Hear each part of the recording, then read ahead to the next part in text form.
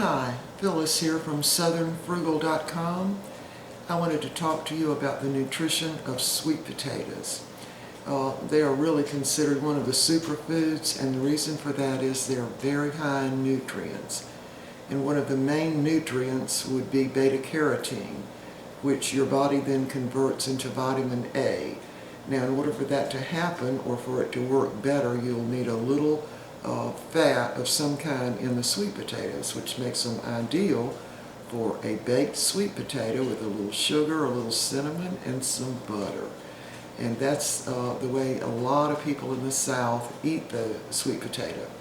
Now, sweet potatoes are mostly grown in the southern part of the United States. A lot of them are grown in North Carolina. In fact, they're known for their sweet potatoes, and they grow really big.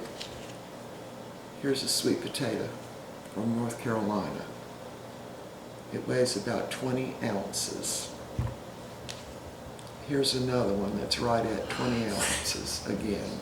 And here's one that I froze. And I've got a video on freezing sweet potatoes, but this is one that was frozen, and we're going to have some of this for lunch. Now, what does a sweet potato contain? Well, the main reason that we do the sweet potatoes is for the potassium. Now, most adults need about 4,700 milligrams of potassium every day.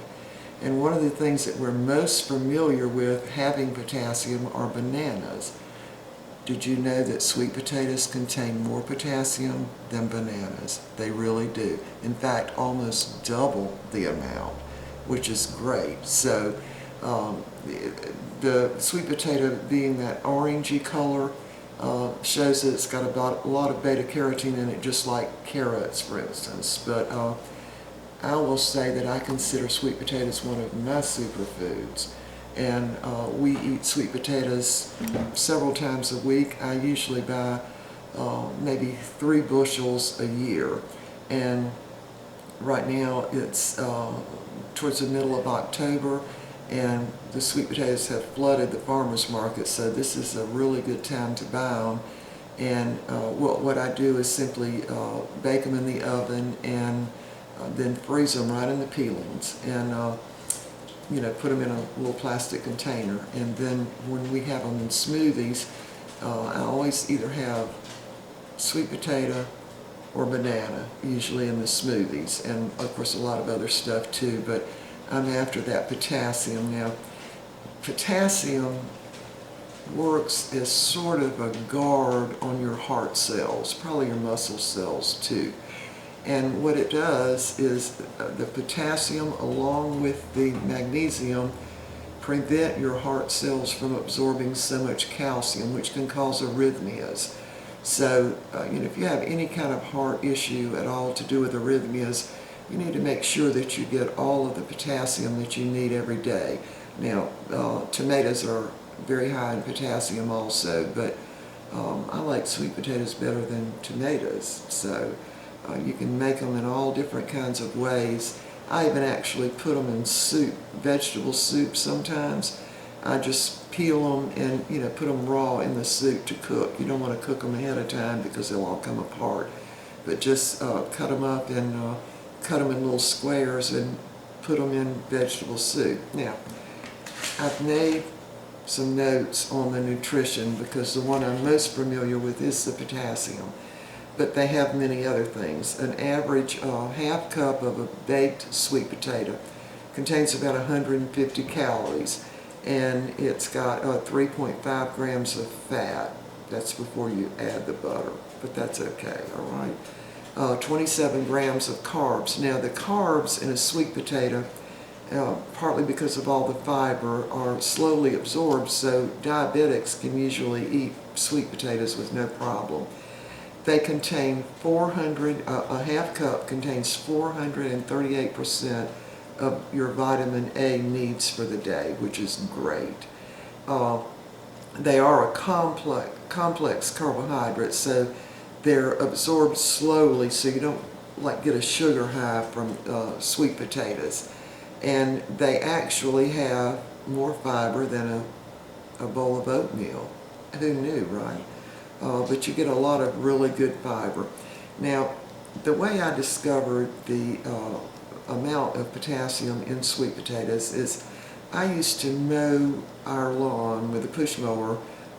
I did it for the exercise. In fact, my husband and I kind of would bicker back and forth on who was actually going to mow the lawn. It's exercise. Mowing the lawn is exercise with a purpose, and it's really, really good exercise. Great for your bones too, because you're actually pushing the heavy lawnmower. And then, of course, if you're catching your grass clippings and dumping the bag, you have to take the bag to the compost bin, so that's great. But one summer, it was pretty hot, and I was mowing the front yard, and I would go down the strip and then back, and my calves would be cramping. So I'd kind of try to shake it off, you know, and keep mowing. And then finally it got to the place where I had to like come in the house. And I also had a craving for cantaloupe and avocado. I would actually make a trip to the store to buy avocado and cantaloupe because they were in season then. And as soon as I would eat maybe half an avocado with a little salt on it, my cramps would go away and I could finish mowing the lawn. So then I started researching, well, I don't have enough potassium. That's why I'm getting cramps, so I need to find out what fruits and vegetables have potassium. Of course, bananas were pretty obvious, but how many bananas can you really eat? You know, I mean, to get your daily amount, you'd probably have to eat about 5 of them. And I don't know, you get sick of bananas pretty quick if you eat that many. So I started researching, and one of the things I found was that sweet potatoes were loaded with potassium. Of course, they've also got magnesium and a lot of other great things. So I'd say it's been maybe 10, 15 years since that happened, and I've been getting the sweet potatoes ever since. And some of the ways I fix those is, of course, the baked with butter and a little cinnamon, and you always need to put just a touch of salt on them because they're a little bland if you don't. So I fix them baked, of course, and also you can make them like you were making homemade hash browns that you would make out of regular potatoes. You can do that with sweet potatoes in a skillet, and they're pretty good. My mom used to fix them that way all the time. And another is sweet potato pie, sweet potato muffins, and one that I just love is sweet potato soup. You make it just exactly like you make butternut squash soup.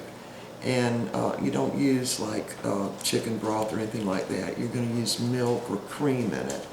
And put a little bit of sugar and a little bit of cinnamon if you like. Now, I prefer nutmeg. To me, nutmeg is better, just a little bit. And it's just a great soup in the wintertime. And of course, the way that we use sweet potatoes more than any other way are in smoothies. Now, I've got a video on the chocolate smoothie, which is, of course, not really chocolate.